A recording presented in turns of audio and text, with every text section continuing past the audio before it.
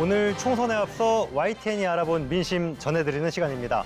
이번 선거 여야 모두 전국 254개 선거구 가운데 50여 곳을 경합지로 꼽고 있습니다. 그만큼 누가 더 많은 의석을 얻을지 예측하기가 쉽지 않다는 겁니다. 양쪽이 경합지역이 많이 확대되는 것은 수도권뿐만이 아니고 부울경으로 함께 보시는 게 맞을 것 같고요. 분명히 이제 추세상으로서는 지금 나아지고 있다. 구체적인 수치 말씀은 좀 곤란하지만 우세 지역, 특히 또 경합 지역도 점차 좀 더 늘어나고 있다. 여론조사 결과가 선거에 미칠 영향을 고려해서 선거일 엿새 전인 지난 4일 이후 진행된 여론조사는 시청자분들께 전할 수 없습니다. 지금부터 저희가 보여드릴 여론조사 결과는 YTN이 지난 1일부터 3일까지 진행한 마지막 여론조사 결과란 점 미리 말씀드립니다. 관심 지역구 판세 하나씩 살펴봅니다. 먼저 살펴볼 곳 경기 성남 분당갑입니다. 여야의 삼선 중진, 차기 대권 주자로도 거론되는 민주당 이광재 후보, 국민의힘 안철수 후보가 격돌하는 지역구입니다. 이 지역에서 정당 지지도는 국민의힘 32%, 민주당 31%로 두 후보가 소속된 양당이 비슷하게 나왔습니다. 법은 여야가 함께 통과시켜야 되거든요. 그러면 여야를 설득할 수 있는 그런 정치력은 역시 제가 한 수 위라고. 창업을 하고 경영을 했습니다. 사실 그때 2년만 하라고 뽑아주신 건 아니지 않습니까? 6년을 생각하고. 이번엔 수도권 최대 격전지로 꼽히는 서울 한강벨트로 갑니다. 그중에서도 한강벨트 한복판에 있는 용산입니다. 2년 전 대통령실이 옮겨오면서 신정치 1번지로 떠오른 곳이죠. 현역인 국민의힘 권영세 후보가 5선을 노리고 있는데요. 지난 21대 총선 당시 불과 890표 차이로 꺾은 민주당 강태웅 후보와 재대결이 성사됐습니다. 용산 주민들 정당 지지도는 국민의힘이 33%, 민주당이 30%입니다. 강태웅 후보를 지지한다는 유권자는 44%, 권영세 후보는 39%였습니다. 두 후보가 오차 범위 안에서 경합하는 걸로 나왔습니다. 적극 투표층에선 48%가 강태웅 후보를, 41%는 권영세 후보를 지지한다고 답했습니다. 지난 2월 기준 평균 연령이 34세, 전국에서 가장 젊은 선거구면서 반도체 벨트로 묶인 경기 화성을입니다. 현대차 사장을 지낸 민주당 공영훈 후보, 삼성전자 연구원 출신 국민의힘 한정민 후보, 여당 대표를 지냈던 개혁신당 이준석 후보의 3파전입니다. 정당 지지도는 민주당이 37%, 국민의힘 20%, 개혁신당 8%입니다. 후보 지지도를 보면 공영훈 후보를 지지한다는 유권자가 40%, 이준석 후보 31%였습니다. 공 후보가 오차 범위를 살짝 벗어나 이 후보에 앞서는 걸로 나왔습니다. 이준석 후보와 단일화 여부가 관심받았던 한정민 후보는 14% 지지를 받았습니다. 적극 투표증을 떼서 보면 43%가 공영훈 후보, 32%는 이준석 후보, 15%는 한정민 후보를 지지한다고 했습니다. 이번에는 수도권을 벗어나 민심 가늠자로 불리는 충청 지역으로 가보겠습니다. 충남 공주 부여 청양입니다.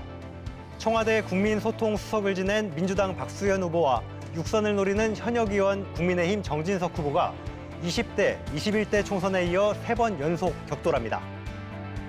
공주 부여 청양 유권자들이 지지하는 후보는 둘 다 42%씩 초박빙 접전으로 나타났습니다. 지지하는 후보가 없다거나 답하지 않은 부동층 15%가 어디로 움직이냐가 변수가 될 걸로 보입니다. 이번엔 영남 지역구 살펴봅니다. 경남지사 출신 거물 정치인들이 맞붙은 경남 양산을입니다. 여당이 김태호 후보를 전략 공천했고 이 지역 현역인 민주당 김두관 후보와 경쟁을 펼치고 있습니다. 김두관 후보를 지지한다는 유권자는 47%로 김태호 후보 37%보다 높았습니다. 오차 범위 밖에서 김두관 후보가 우세한 걸로 나온 겁니다. 호남 지역구도 한 곳 보겠습니다. 친이재명계인 민주당 민형배 후보, 그리고 이재명 대표의 반발에 민주당을 탈당해 새로운 미래를 창당한 이낙연 후보가 격돌하는 곳인데요. 민형배 후보를 지지한다는 유권자는 60%, 이낙연 후보 지지자는 11%, 국민의힘 안태욱 후보는 4%였습니다. YTN이 지난해 9월부터 10차례에 걸쳐 조사한 정당 지지도 추이로 전체 판세도 가늠해 보겠습니다. 처음에는 민주당 34%, 국민의힘 27%, 작지 않은 격차로 출발했습니다. 총선이 가까워진 2월 2주부터 지지 정당이 없다는 응답자들에게 조금이라도 지지하는 정당이 어디냐 다시 한번 물었더니 양당 격차가 줄었습니다. 이른바 샤이 보수 민심이 반영되기 시작한 거죠. 이후 조사는 진영별로 결집이 이뤄지면서 거대 양당 지지율이 오차범위 내를 유지한 가운데 조국혁신당 약진이 눈에 띄었습니다. 조국혁신당 영향력은 갈수록 더 눈에 띄었는데요. 3월 5주차 YTN 조사 결과입니다. 투표할 비례대표 정당을 물었더니 국민의힘 위성정당 국민의미래 28%, 민주당이 주도하는 범야권의 더불어민주연합 20%였는데 조국혁신당이 25%로 민주연합보다 높았습니다. 지역구 후보를 국민의힘을 찍겠다는 유권자는 대부분 국민의미래를 선택하겠다고 했지만 민주당 지역구 후보에게 투표하겠다는 유권자들은 절반이 민주연합이 아니라 조국혁신당을 찍겠다고 한 겁니다. 이른바 교차 투표 경향이 읽히는 건데요.